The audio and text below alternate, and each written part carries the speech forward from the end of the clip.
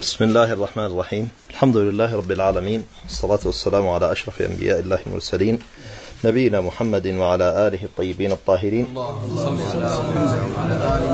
ثم أما بعد أن تكلمنا في الدرس السابق عن العترة من خلال حديث المهدي من عترتي من أهل بيتي، وتكلمنا من هم العترة ومن هم آل البيت، ووصلنا إلى الإمامة. فالسؤال الذي نذكره اليوم: ما هي الإمامة؟ ما هو تعريف الإمامة؟ والذي نقصده إمامة أهل البيت، إمامة العترة. هي مقام ومنزلة تشبه مقامات الأنبياء، إلا أنه لا وحي فيها، وفيها من الأعمال والعلم والإلهام والتطهير وإذهاب الرجس. ومنه قول الرسول صلى الله عليه وآله وسلم: علي مني كمنزلة هارون من موسى إلا أنه لا نبي بعدي. رواه الشيخان، حديث رواه الشيخان. ونحن نعلم أن هارون كان وزير موسى، قال موسى: واجعل لي وزيرا من أهلي هارون أخي اشدد به أزري وأشركه في أمري كي نسبحك كثيرا ونذكرك كثيرا إنك كنت بنا بصيرا. قال: قد أوتيت سؤلك يا موسى. فعلي يأخذ من الأعمال هذه نفس ما يأخذها هارون، نفس الأعمال، وزارته من رسول الله صلى الله عليه وسلم، والدعوة معه، وحمله للرسالة مع رسول الله صلى الله عليه وآله وسلم، إلا أنه لا وحي يوحى إليه، أي لا يصل إلى درجة النبوة. إذن نقول القاعدة: كل نبي إمام وليس كل إمام نبي. كل نبي إمام وليس كل إمام نبي. قال الله تعالى عن إبراهيم عليه السلام: إني جاعلك للناس إماما. قال: ومن ذريتي. قال: لا ينال عهد الظالمين. يعني بمعنى أن من ذريتك للتبعيض، أنهم منهم أئمة، والظالمين منهم لا ينالون الإمامة، قال الله تعالى: وجعلنا منهم أئمة يهدون بأمرنا لما صبروا. إذن الأئمة هم هداه إلى الله، كما أن الأنبياء هداه إلى الله. وجعلنا منهم أئمة يهدون بأمرنا لما صبروا وكانوا بآياتنا يوقنون. فإذن الأئمة هداة إلى الله، كما أن الأنبياء هداة إلى الله. والقاعدة الأولى التي قلناها: كل نبي إمام وليس كل إمام نبي. ما هو دور الإمام في الناس؟ يعني ما هو الدور الذي يقوم به الإمام في الناس؟ هذا بالنسبة الأولى، يعني لشخصه هو إمام، إمامته في نفسه. لكن ما هو دور الإمام في الناس؟ دور الإمام في الناس هو هدايتهم إلى الله عز وجل، وتشمل هذه الهداية التي يهدي بها الناس، وتشمل التصرف في أمور المؤمنين الدينية والدنيوية، يعني بمعنى أن الإمامة هي الولاية، ولا تعني الملك. نعم، سنأتي عليه حتى نشرح. انظر إلى قول الرسول صلى الله عليه وسلم: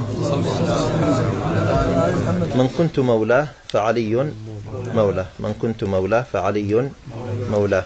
وهو يقول: علي مني كمنزلة هارون من موسى. فإن كانت الولاية هنا تعني الملك، لو كانت الولاية هنا تعني الملك، لما كان علي بن أبي طالب بعد موت رسول الله صلى الله عليه وآله وسلم سيترك الخلافة لأبي بكر، يذهب ويبايع أبي بكر مع المبايعين، ثم يأتي ويبايع عمر بن الخطاب. إذن هو فهم أن الولاية هنا والإمامة ليست بمعنى الملك، لكن ربما يأخذ الملك. يعني الذي نفهمه من هذا أن الولاية والإمامة هي مرجعية شرعية للناس، كما كانت النبوة مرجعية شرعية للناس. انظر الأنبياء ماذا قال الله عز وجل: قال: ألم تر إلى الملأ من بني إسرائيل من بعد موسى إذ قالوا لنبي لهم ابعث لنا ملكا. فلو كانت النبوة بمعنى الملك لما قالوا ابعث لنا ملكا، كان سيقول أنت الملك. لكن هي مرجعية شرعية وتصرف في أمور الدنيا والدين.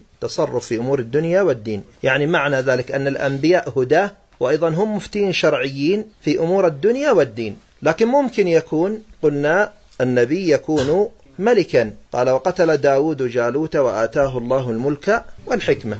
فإذن أصبح نبي ملك. وسليمان قال: رب هب لي ملكا لا ينبغي لأحد من بعدي. يوسف قال: اجعلني على خزائن الأرض إني حفيظ عليم. وما زال أن الرسول قد قال في علي بن أبي طالب إن علي مني كمنزلة هارون من موسى إلا أنه لا نبي بعدي. إذن يأخذ نفس المقام، مقام الإمامة، إلا أنه ليست فيها وحي، نفس إمامة الأنبياء إلا أنها ليست فيها وحي، يعني ليست فيها نبوة، ونفس الأعمال التي يخوضها هذا النبي نفسها التي يخوضها ذلك الإمام، نفسها التي يخوضها ذلك الإمام. ويقول الرسول صلى الله عليه وسلم حتى تعلمون أن الأنبياء كانوا مرجعية، ويقاس عليها أيضا الأئمة أنهم مرجعية. قال رسول الله صلى الله عليه وسلم في الحديث المتفق عليه: كانت بنو إسرائيل تسوسهم الأنبياء، وفي رواية أنبياؤهم. كما قلنا أن النبوة ليست هي الملك، لكن ربما يكون النبي ملكا، وربما يكون وزيرا، وربما يكون إنسان يعمل في الصناعات العادية كالنجار والحداد وغيرهم. ومعنى ذلك التصرف في أحوالهم الدينية والدنيوية، وتقاس عليها الإمامة والولاية، فهي سياسة شرعية ومرجعية دينية ودنيوية، ولكن لا تعني الولاية الملك. سنتكلم لماذا يعني نذكر هذا الكلام، بس نبغى نكمل الكلام. لا تعني الولاية الملك، كما أن النبوة ليست هي الملك. نفس الآيات الأولى قال الله تعالى إلى أن قلنا كما أن النبوة ليست هي الملك. واسمع إلى قوله تعالى: ألم تر إلى الملأ من بني إسرائيل إذ قالوا لنبي لهم ابعث لنا ملكا. فلو كانت النبوة هي الملك لما طلبوا من نبيهم أن يبعث لهم ملكا، لكن ربما يكون النبي ملكا، كقوله تعالى: وقتل داود جالوت وآتاه الله الملك والحكمة وكذلك ابنه النبي سليمان قال رب هب لي ملكا لا ينبغي لأحد من بعدي. كذلك النبي يوسف عليه السلام قال: اجعلني على خزائن الأرض، أي اجعلني وزيرا للمالية. ثم ترقى بعد ذلك فأصبح عزيز مصر، أي وزيرها الأكبر. قال الله: قالوا يا أيها العزيز. وكذلك مقام الإمامة والولاية لا تعني الملك، وكذلك مقام الإمامة والولاية لا تعني الملك، لكن ربما يكون الإمام والولي ملكا، كحال الإمام علي بعد مقتل عثمان بن عفان كان خليفة المسلمين، أصبح أخذ الملك.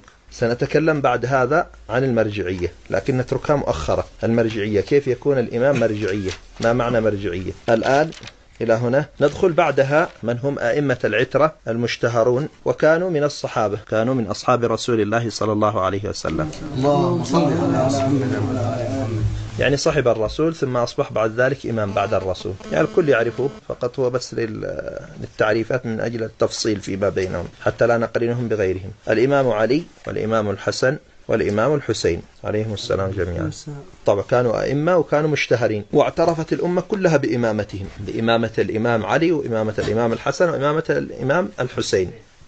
لكن اختلفوا على قضية الملك فيهم، في قضية الملك اختلفوا عليهم، قاتلوا علي وقاتلوا الحسن، وبعدين الحسن رجع تنازل بها لمعاوية. هذه معنى المرجعيات، بعدين نتكلم عليها. وبعدين أتى الحسين رأى أنه أحق بها من يزيد فخرج، وليس هو خروجه على يزيد، بل يزيد يعتبر هو الخارج عليه لأنه هو المرجعية الأصلية، فخرج وقتل آل بيته عليهم السلام جميعا. وكل الأئمة كانت نهايتهم بالقتل والشهادة. هذه قاعدة مهمة مما يدل على قول الله عز وجل: وجعلنا منهم أئمة يهدون بأمرنا لما صبروا. فوصل صبرهم إلى مرحلة أنهم قتلوا واستشهدوا. فالإمام علي قتل عبد الرحمن بن ملجم، والإمام الحسن مات مسموما، قيل سمه يزيد، وبعض الروايات أنه معاوية، بعض الروايات أنها زوجته جعدة بنت الأشعث، قيل أنه مسلط من يزيد وقيل أنها مسلطة من معاوية، لكنه مات مسموما. والإمام الحسين قتل في كربلاء هو آل بيته، هو آل البيت من أبناء الحسن والحسين وأبناء جعفر،